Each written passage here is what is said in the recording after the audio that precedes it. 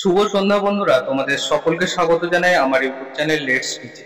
আজকে আমরা দ্বিতীয় পর্যায়ক্রমিক মূল্যায়ন সেকেন্ড সামেটিভ ইভ্যালুয়েশন 2025 ক্লাস 4 এর ইংলিশ বিষয়টিকে নিয়ে আজকে আমরা আলোচনা করতে চলেছি। তোমরা সকলেই জানো যে ফুল মার্কস 30 এবং সময় 50 মিনিট। তো এই প্রশ্নটি খুব গুরুত্বপূর্ণ প্রশ্ন। অবশ্যই যদি ভিডিওটি ভালো লাগে তো চ্যানেলটিকে সাবস্ক্রাইব করো, ভিডিওটিকে লাইক করো, তুমি যেমন দেখছো তোমার বন্ধুকেও দেখার সুযোগ করে দাও, অর্থাৎ বন্ধুদের মাঝে শেয়ার করো। অবশ্যই ভিডিওটিকে শেষ পর্যন্ত দেখার অনুরোধ রইল। তাহলে শুরু করা যাক আজকের আমাদের।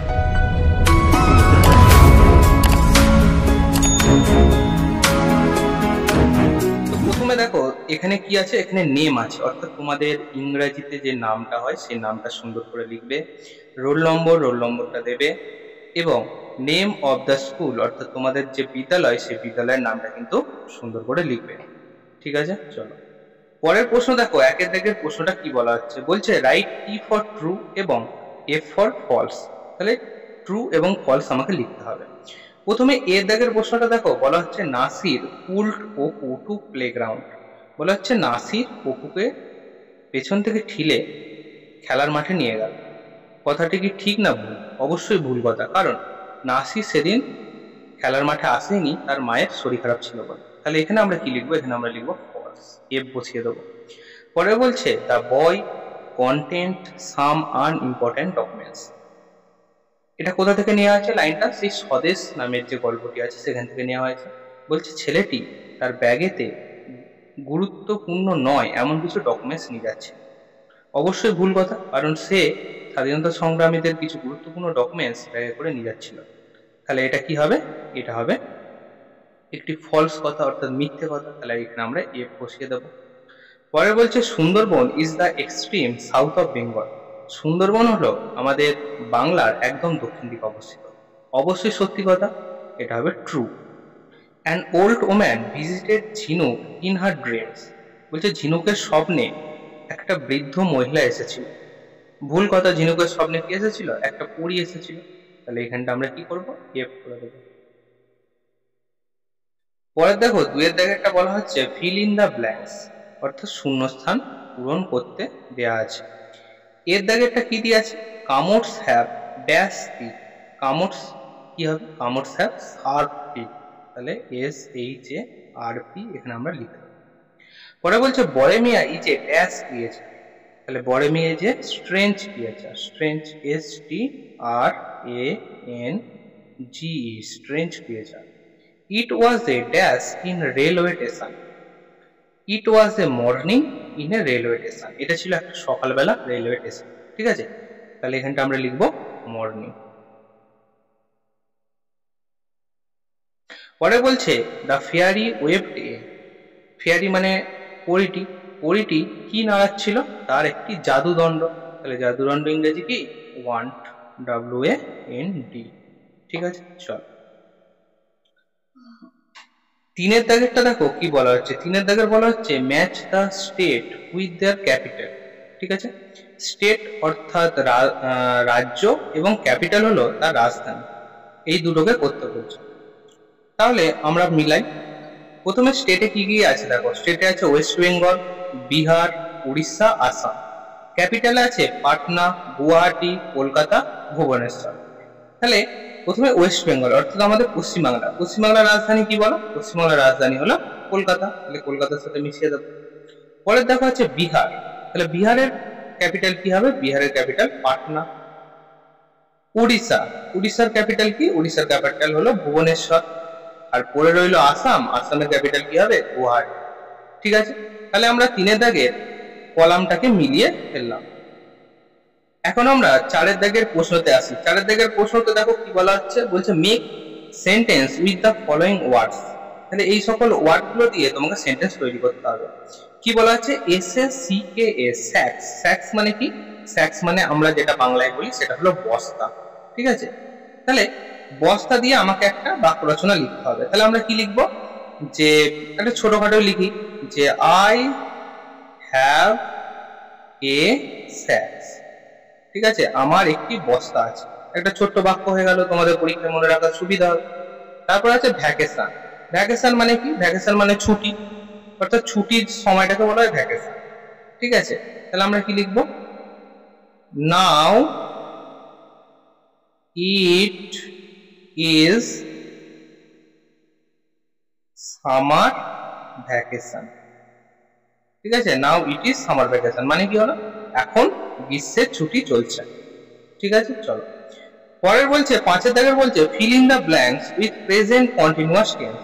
প্রেজেন্ট কন্টিনিউয়াস টেন্স মানে আমরা কি জানি যে আইএনজি আমাদের যোগ করতে লাগে, তাহলে আইএনজি যোগ করতে হবে। তাহলে এর থেকে দেখো দেওয়া আছে দ্য কার ড্যাশ, তারপর দেওয়া আছে ব্র্যাকেটের মধ্যে মুভ। তাহলে আমরা এখানে কি করে দেবো? মুভ থেকে হয়ে যাবে মুভিং, MOVING। একটা কথা মনে রাখবে, যেটাকে আমরা প্রেজেন্ট কন্টিনিউয়াস টেন্স করব সেই টেন্সের শেষে যদি ই থাকে, এটা কিন্তু পরবর্তীকালে আইএনজি যোগের সময় কিন্তু হবে না। বিয়ের দেখো বলা আছে Pijush dash in the classroom, কি আছে ব্র্যাকেটের মধ্যে সিট আছে, তাহলে সিট থেকে কি হবে? সিট থেকে হবে সিটিং, SITTING। তো এখন আমরা 6 দাগের প্রশ্নতে আসি। 6 দাগের প্রশ্নতে বলা হচ্ছে underline the adjective in the following sentence, অর্থাৎ অ্যাডজেক্টিভ গুলোকে নিচে আন্ডারলাইন করতে হবে। তাহলে কি কি আছে দেখো, loud music May heart your years, তাহলে এখানে আমরা লাউড দেখতে পাচ্ছি আর হার্ট দেখতে পাচ্ছি, তাহলে এখানে আমার অ্যাডজেক্টিভ কোনটা হবে? অ্যাডজেক্টিভ হবে লাউড। পরেরটা বলছে the warm sun melted in the snow, তাহলে এখানে সঠিক উত্তরটা কি হবে? ওয়ার্ম হবে। ওয়ার্ম মানে কি? গরম, গরমের কারণে বরফটা কি হচ্ছে? গলে যাচ্ছে, তাহলে এখানে আমরা মেল্টেড এটাও আমরা করে দেবো। ঠিক আছে, তাহলে আমরা অ্যাডজেক্টিভ বের করে ফেললাম। পরের বলছে the big elephant loved peanuts, তাহলে বিগ, এই যে বিগ মানে বড়, এটাই হবে। ঠিক আছে, বড় হাতি কি বাদাম ভালোবাসে। A strong wind blew from the West, একটা ঝড়ের মতো হাওয়া পশ্চিম দিক থেকে বইছে, তাহলে এটা সঠিক উত্তর কি হবে? স্ট্রংটা হবে।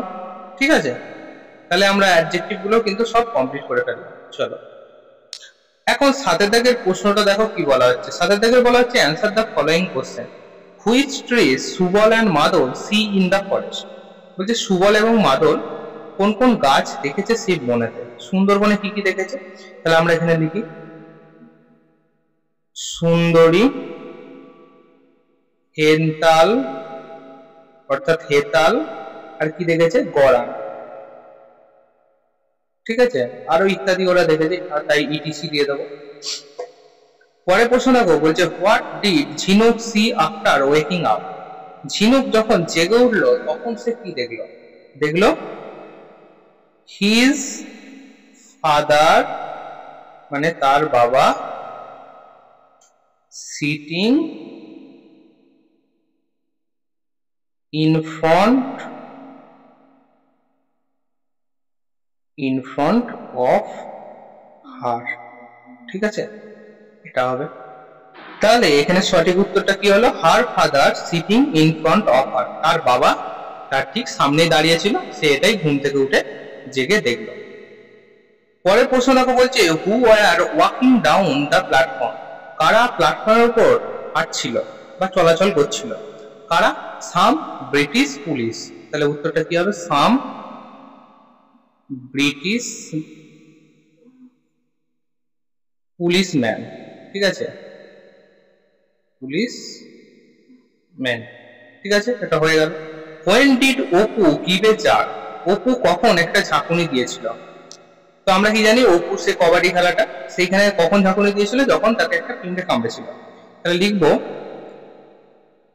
An ant bite his right leg, যখন একটি পিঁমড়ে তার ডান পায়ে কামড় দিয়েছিল তখনই সে একটা ঝাঁকুনি দিয়েছিল।